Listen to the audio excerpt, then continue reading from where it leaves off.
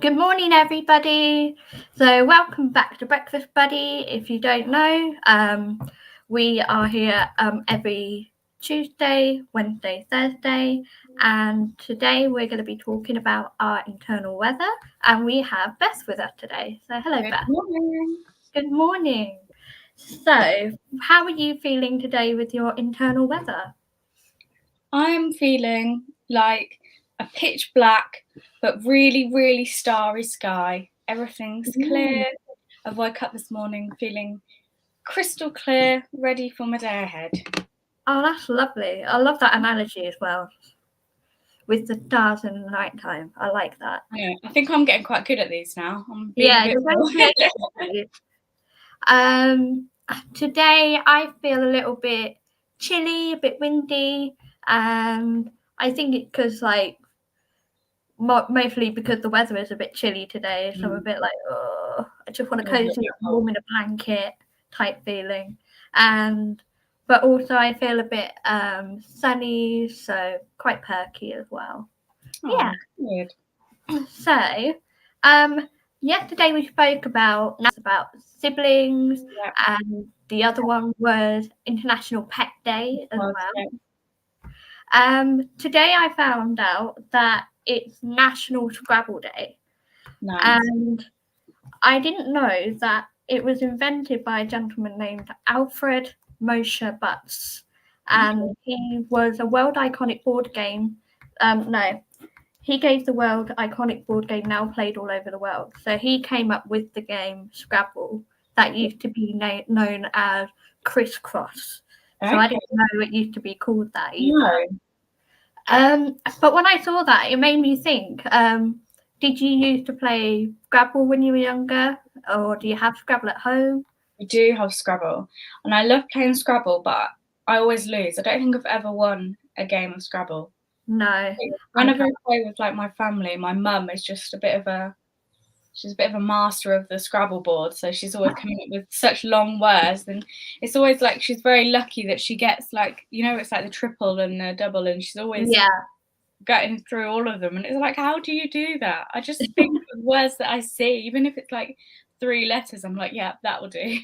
Yeah, exactly. It's more strategic than you realise because you have to think about the words you have in front of you and how you can place it on the board to get the most scores and stuff. Yeah. And I always thought, oh, the longer the word is, then the better the score. But it's not Yeah. always the case. I remember when I was younger with my family, we would have so many arguments. So we would have to get the dictionary out and go through yeah, this word exists, and I'm no, It doesn't. and we get the dictionary out and prove everyone wrong and stuff, and it's funny. But yes, also with board games, we have board games at the yard as well. We do. Do we have Scrabble at the yard? I believe we do. I think we do, but I'm not 100. I can't picture. We've got so many board games; they kind of all start to blur into each other. I know we definitely have Cluedo. Oh, that's a good one, actually. I'm quite good at that one. I feel like I'm very good at figuring out. Yeah. And it's all about like remembering who said what, isn't it? And marking it on a little bit of paper. So, I like that. Do you remember growing up having the different types of Cluedo games? Not really. We've only got like the original, like peacock and plum and Colonel Mustard. Colonel Mustard. Yeah. No, I don't think I've seen different ones. Have you not? My friend's got Scooby Doo, which I thought was quite funny. But I grew up with The Simpsons. Yeah. So it's quite funny when you have like Maggie Simpson as like a tribute to the episode, like in the nuclear power plant with the gun, like killing whoever. So it's quite funny. Yeah, that's funny. I feel like that might be easier as well to remember because these are characters that are quite well known, aren't they? Exactly. I believe we also got Snakes and Ladders. And we got loads of card games. So we got Uno. We have normal solitaire card games as well. Yeah, we've got a lot of card games. So yeah, if you have, obviously we do gaming. Gaming So session. it's not just video games. We also do board game, card games, and even we might have a half hour or an hour session of doing charades or Yeah. Pictionary. We've done Pictionary before. Pictionary is a good one. Oh, that's fantastic. So we have a couple of things to talk about today. So did you want to kick off with a story today, Beth? Yeah, so I don't know whether any of you were watching us yesterday, but yesterday I found a video that was talking about night owls and then early risers, and it just got me thinking a lot about sleep and like how much sleep you need. And I'm quite a good sleeper. I don't know about you, Rachel, but as soon as I'm in bed, it doesn't take me a while to fall asleep. I'll have times where I might toss and turn a little bit, but not very often. Yeah. In general, I'm quite a decent sleeper. Yeah. Are you? Do you find it easy to fall asleep or? Yes. So I have, I have chronic fatigue. So I can easily fall asleep where if I'm sitting up on a chair, I could go out like that. Just knock out. But when I go to bed lying down, it's more like that's my time to be able to go through my emails, look through things, and I'm up a little bit longer because it's like and then I usually fall asleep within 40 minutes or something, which isn't too bad. Yeah, I don't know what like the average time, I'm going to Google it now, that people fall asleep in. Because I know people that literally as soon as their head hits the pillow, they're out. I know. I don't know how they can do that. It's like not like that. Normal time it takes for most people to fall asleep at night is between 10 and 20 minutes. Whoa. I mean, if I'm really tired, I probably do take 10 minutes, but it depends what I've done before as well. Like if I've been watching something, then it depends what it is, doesn't it? Like your brain's more awake or. But then thinking about sleep, I saw this video about dreams. So I'll share it. And it's about what's the most common thing we all dream about. I find this kind of thing really interesting. So let me play this for you. Just come up. There we go. Tonight, like every night, you will dream. And like every night, it is still completely open as to what is going to happen when you close your eyes. Probably weird stuff.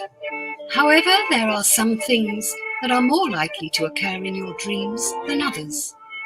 The Sleep and Dream Database is a digital collection of tens of thousands of dream reports from all over the world. We have analysed the frequencies of different word categories in those reports in order to find out what the average human dream could look like. One dream we all share. The good news first. The most likely food to appear in your dreams is chocolate. The most likely colour is white.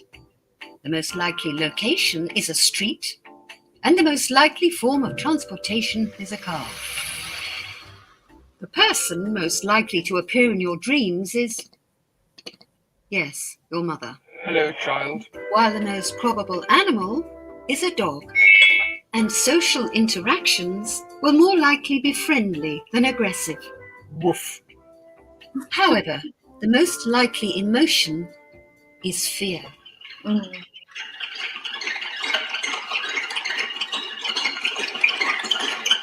And if a supernatural being appears, it's likely to be a monster, followed by spirits, ghosts, zombies, and aliens. Falling is more probable than flying, and the most frequent natural element is water. Sex is less likely to play a role than money. Okay. And the drink that you think about most in your sleep is coffee. Interesting. I know. Well, That's so maybe funny. that means it's time for breakfast.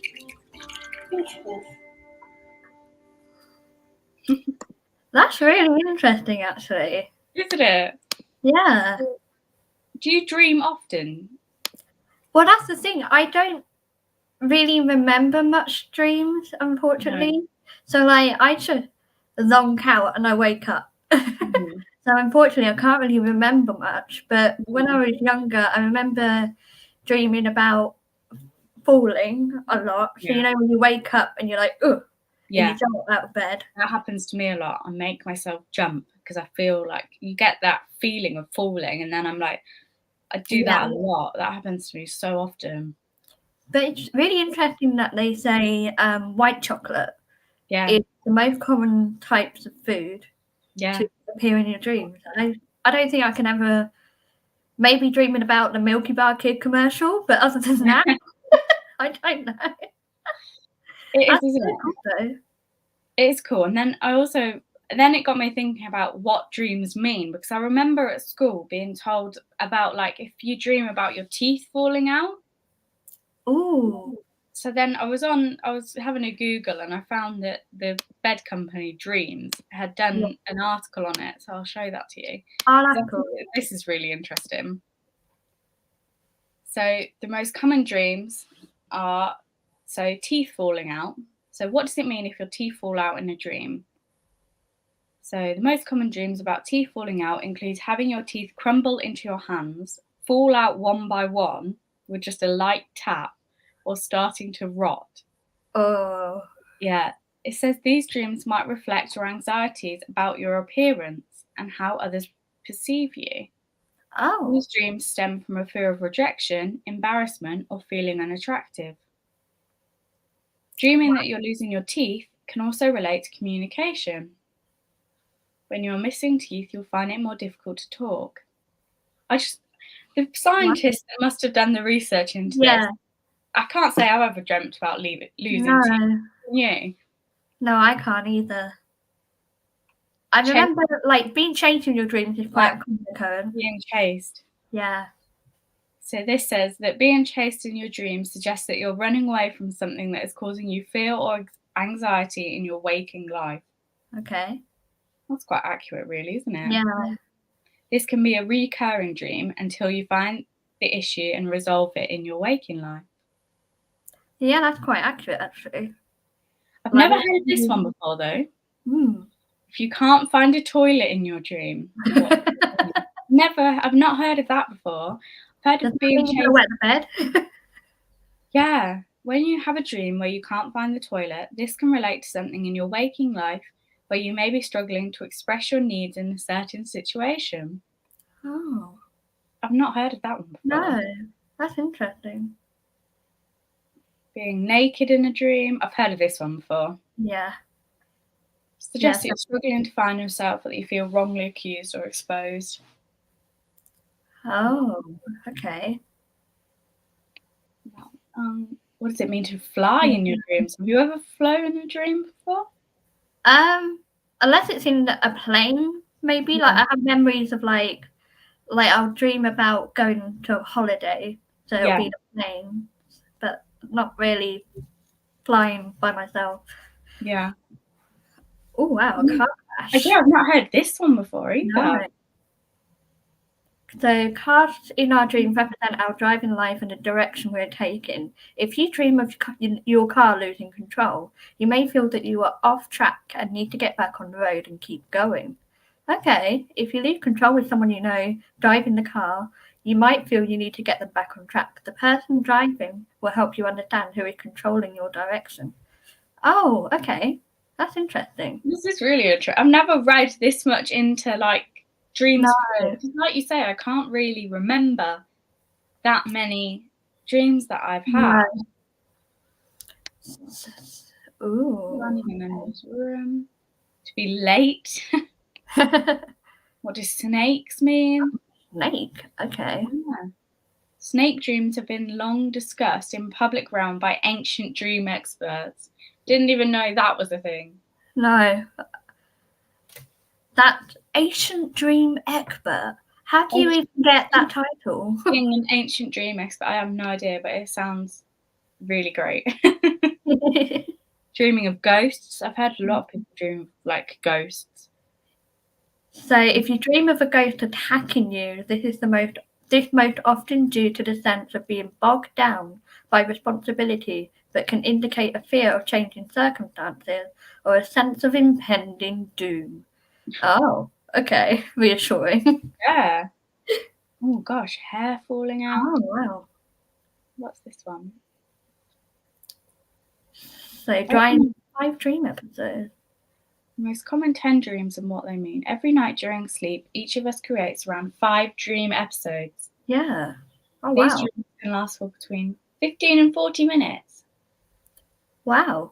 That's mad. 2 hours dreaming every night, but you can't remember it. No. Because 2 hours is a long time. Yeah, exactly. That's 35 insane. billion dreams in any 24-hour period.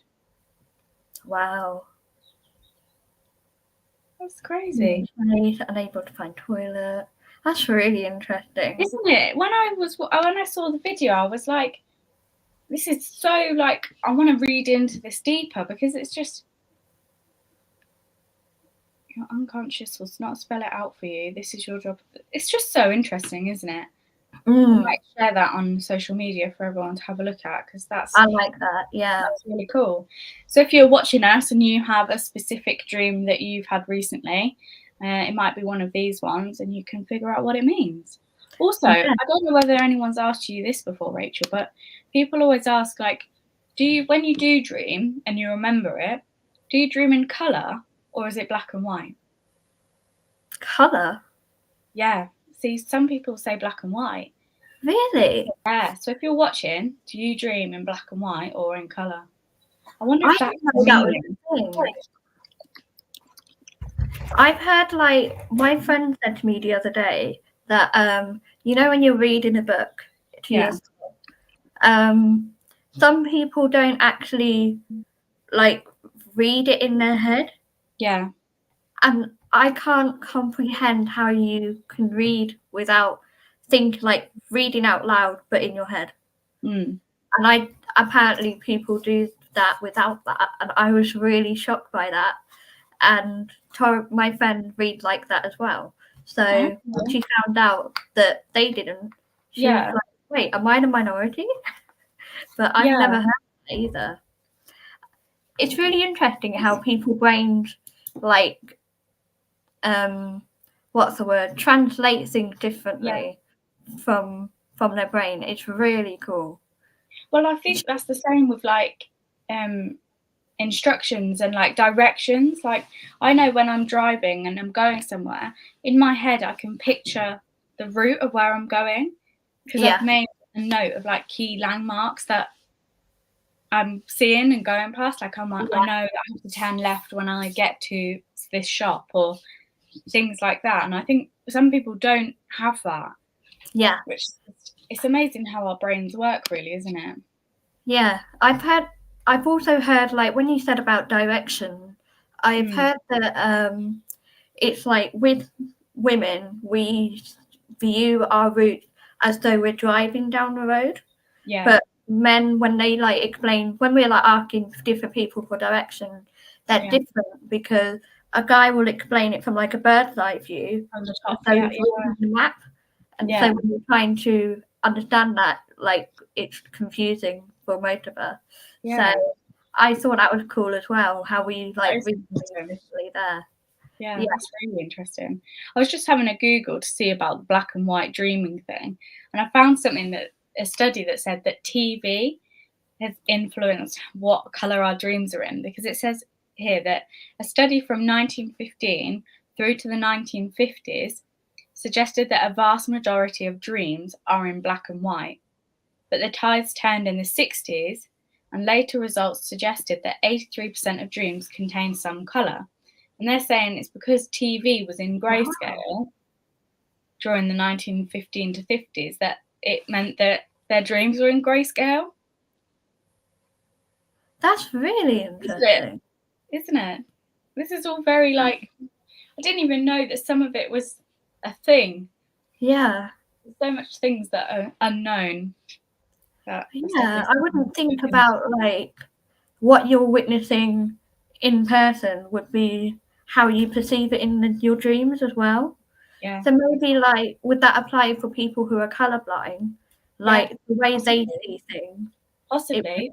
Yeah. Oh, that's cool. Yeah. Oh, that's really interesting. I do Isn't have like a dream analogy book somewhere Yeah. where it's, like alphabetized. So if you're Yeah. like thinking about a certain thing, like I don't know, trains or something, Yeah. you can go through it and be like, ah, this means this. Wow, that's really cool. But I need to find it because I used to do that a lot when I was a teenager. Finding Yeah. out. Oh, that's cool. I don't really have anything that interesting. It's more like proper news story, let's say. Oh, go on then, let's get some news on the go. I saw this thing. I believe it's Northampton. So M25. So it is local. Let's see. Mm-hmm. So have you heard about the activist who have glued themselves onto tarmac on the M25?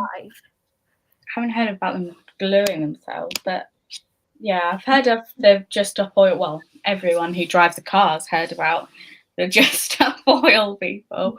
Yeah.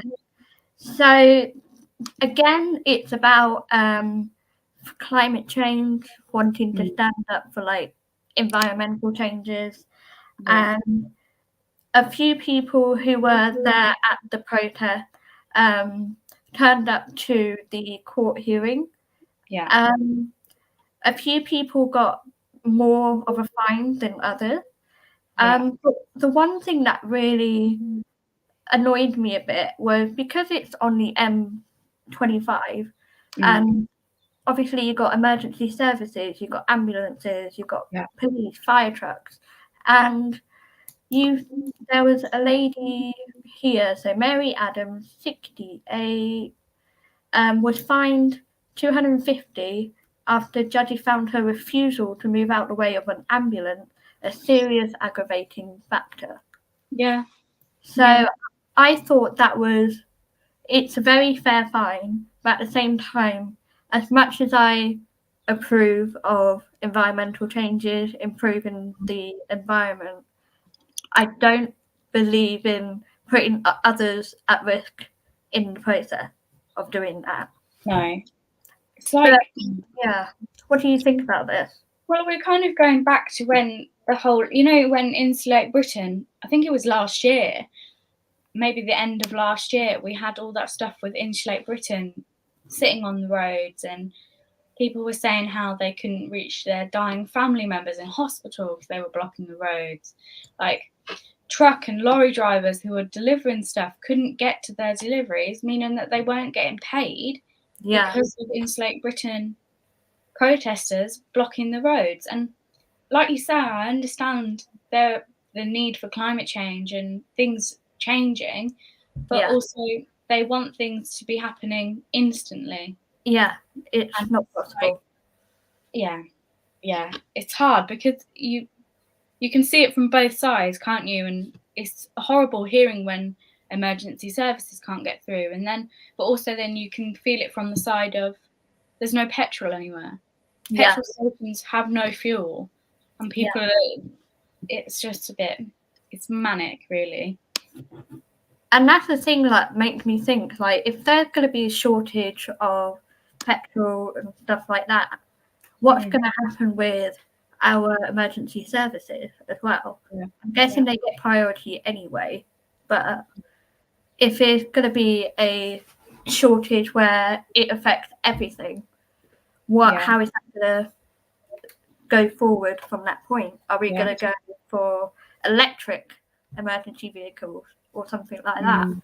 It'll be interesting to find out. But like, I'm all down for peaceful protesting, but the fact that it was like refusing to move if someone else is in danger and need to have emergency, need to go to A&E. You don't go to A&E for no reason, let's say. That did make me a bit like, oh, come on. I know you're 68, but there are people out there that still want to get life going, Yeah. Yeah. Bless. But yeah, I thought that was interesting. And then another one that kind of a random thing I saw, and I don't know if you ever watched. Do you know a woman named Jojo Siwa? I've heard of her, but not enough to be like, oh yeah, I know who that is, kind of thing. Yeah. So she's someone that pretty much branded herself as she was from Dance Mums years ago. Yeah, that's where I know her from. Yeah. And then she launched a line of hair bows because she was known for her signature ponytail with the hair bow in her thing. Yeah. And Nickelodeon took her on and had her for many years. Yeah. So basically, Jojo's cut her hair. Yeah. And for some reason, they've not been invited to the Choice Awards. Their Okay. music is being played at the Choice Awards. Yeah. And the last Choice Awards, they were identified as straight, but they came out as gay, and now they're not invited. Yeah. So loads of people, like friends, families of hers, Yeah. other celebrities, have said that it's their loss. They shouldn't make like their lost sweetness. And then Jojo said, "My song made it, but I didn't." Yeah. So it made me think that is there a line with, because Nickelodeon is all about presenting to a younger audience, like with Disney. So why do you think that this was why they chose to not invite them to the Choice Awards? Is it because of the changes they've made and they're coming out, or because they don't have a bad reputation, they don't have any criminal records, they've been on Dancing with the Stars, and she danced with another female professional dancer, so that was a big thing as well. But I thought it was interesting to see that it, like, they're not invited. So that's what she looks like usually, with the long ponytail, and she usually has like the big bow in her hair. Yeah. But I think after Dancing with the Stars and coming out, Jojo's finally comfortable to be themselves, cut their hair, feel more happy. But I don't know how to feel about Nickelodeon having to not invite them. Is it because they're protecting their image? Or I'm not sure. What do you think? I don't know either. And I think it's interesting that it's come about, especially after like a few weeks ago, we were talking about Disney, weren't we? And how a lot of actors and actresses with Disney, wasn't it Raven, have said that they're going to stop production because of Disney supporting the removal of LGBT in education, weren't they? Yeah. So, you know, I'm not sure what the reasoning is behind that. And I think it's a shame, because I think there needs to be that representation, because I think there will be children and young people who are experiencing similar situations to the way that she's grown up, if that makes sense. And I think it's especially hard because she's obviously grown up in the limelight from how old was she in Dance Mums? Probably like 6, 7. Yeah. So yeah, it'd definitely be interesting to know their reasoning behind it. Yeah, it's a lot of pressure at that age as well, and having to, obviously Jojo had managers, and like their mum was a manager as well, but it's the case of it must feel really pressurizing that you have to look a certain way because this is what your brand is. Yeah. So they've been looking like their brand and representing that than being themselves, and the fact that they're being themselves is kind of a brand within itself now.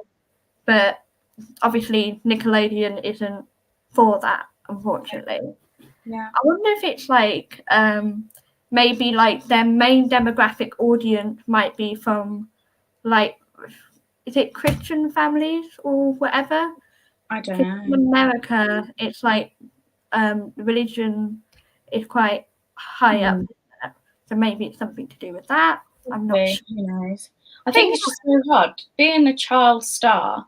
must be the most pressurized thing that anyone could go through. And I can't imagine having a child that is famous. Like I wouldn't want to be famous myself. No. Let alone have a child who's got the spotlight on them 24/7. It just must be exactly. it must be quite traumatic. I mean, obviously I have no experience of it, so I can't say, but yeah. I think it is because it's like they obviously the internet doesn't discriminate against anything. So regardless of their age, their race or whatever, there's always going to be critique. Someone's going to have negative things to say. And it's a lot for, well, I believe she's 16, just over 16. Yeah. So it did a lot for someone that age to have to deal with that and then learn how to block it. Yeah. So it's a very interesting thing to go through. But I thought that was quite kind of like a feel, you know, when you read a news story, you're like, okay. Yeah, definitely. Have you got anything for us? Yes, I have. So this is another news story, and it's quite a sad one, really, that a wedding venue in Denbigh are having to cancel all of their winter weddings because they can't actually afford to heat the venue. Oh, wow. Yeah. So a wedding venue is cancelling winter ceremonies because it cannot afford the heating bill. Energy bills, petrol and food have all gone up, with prices rising at the fastest rate in the UK for 30 years. So this lady said that this is the first time they've had to close like this since COVID. Wow. Yeah. So she said it used to cost £18 to heat our marquee per wedding night. Now it costs £60. What? So it's not even like it's a building, it's a mucking. That's a big jump as well. Yeah. Fuel's gone up 99p from 64p. Jesus. Obviously this is like a professional venue for like for weddings, but also like places that need to keep heating for all the time, or some home. A home, or even like a nursery childcare setting where you have to keep it a certain temperature for babies to keep them warm. School. That's.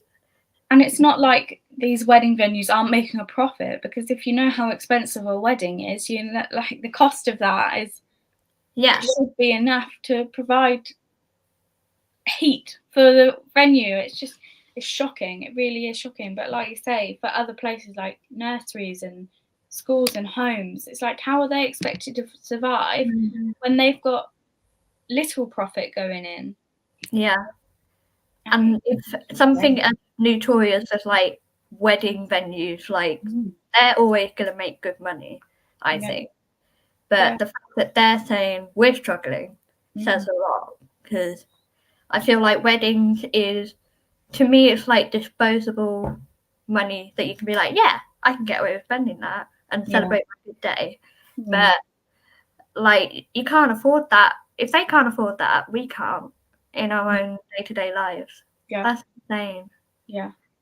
Wow. Scary. Jesus. I don't know how people are going to be able to cope with all these changes, because like we already have the price of food going up. And the whole debate of choosing between heating or eating. And it's ringing more true and true each day, and it's scary. Like the only thing I thought was kind of decent was I don't know if you're under council tax benefits, you got a £50 voucher from your local council to say, I'll buy food, and you can choose whichever supermarket it is. I think that's good, because like it's all like under the government, but the council's not responsible for like the government choices. But that can only go so far. Like, are they going to do that every month or Yeah. every 2 months? What's the plan? Because to be honest, me personally, I was very grateful for that because I had to defrost my freezer and most of my food didn't survive, so I needed to restock it. So, damn. Yeah. I have one more story. Go on then. It's in located in Northampton, let's say. Yeah. But do you know a YouTuber named Louise Pentland? I do. I have heard of her. Only from when I was like 13, 14, when I was going through that YouTube phase. Yeah, you had the Zoella, you had Alfie, Marcus, I think. So, Louise Pentland is going to be doing a fundraising for NSPCC. Yeah. And she, when she was younger, so her mum, so it's different when you look on your phone and you're like, oh yeah, I know where it is. So now I'm having to look on here. So 30 years ago, Miss Pentland's mother passed away with cancer when she was at age 7. Shortly after this, her abuser came into her life, and that was something that she had to struggle through alone. She was aware of the NSPCC. However, and this is new to me as well, so I don't know if it's something that you were aware of, but she did not know that the Childline was confidential, as in you could ring them on the house phone and it won't show up on your phone bill. Yeah. I didn't know that, and I thought that was really interesting. And this is the reason they decided to raise awareness, is because it's important to let people know that if they knew because they said if they knew that this existed and it was confidential, they wouldn't be in a situation as long as they did. Yeah. That was something really interesting. And I thought that was quite... It's always good when people with big platforms, like I don't know how many followers she has, or I'm not really up to date with anything that she's doing, but 3 million on Instagram, which is good. Yeah, and to have a platform that big and to share the information that people need to hear, I think it's really, really good. Especially because I think she's got young children herself. Definitely, yeah. I know one of them was Darcy. I thought that was a cute name. But yeah, I didn't know that was a thing, because when you, years and years ago we had house phones. I don't know if it still applies for mobile phones or not, if you want to call from your mum's mobile. I think so. I think it probably does. Yeah, because I thought that was really quite surprising, because how would they be able to do that where it doesn't trace back to bills and etc. that? But I thought that was something that we should bring up to the table as well, to let you know if you need to contact any Childline, NSPCC is confidential, so you don't have to worry about people finding out through phoning and stuff like that. Yeah. So so that's what I have for today. Have you got anything else? No, but that is all. I'm thinking about dreams now. I'm going to read some more about what dreams mean. I'm going to be looking at YouTube videos of different dream analogies now. It's going to be really interesting. Okay, so thank you so much for popping by. As you know, we are shut at the moment, but online we are always open. So tomorrow we have Breakfast Buddies again, and we have on Friday. Is it Jasmine's book? It is Jasmine's book. She's reading The Giver of Stars by Jojo Moyes. Yes, and on the following Monday we have Beth reading her book. It? I can't remember what it was called again. The Last Wish. The Last Wish. Yeah. And as always, we always have Steve playing games online, so you can always come in and pop by. So thank you so much for watching. Thank you. Feel free to leave a comment about all the things we talked about today. As we said, we're online, so we'll be interacting. So take care, look after yourself, and See stay you safe. soon. So look after yourself. Bye.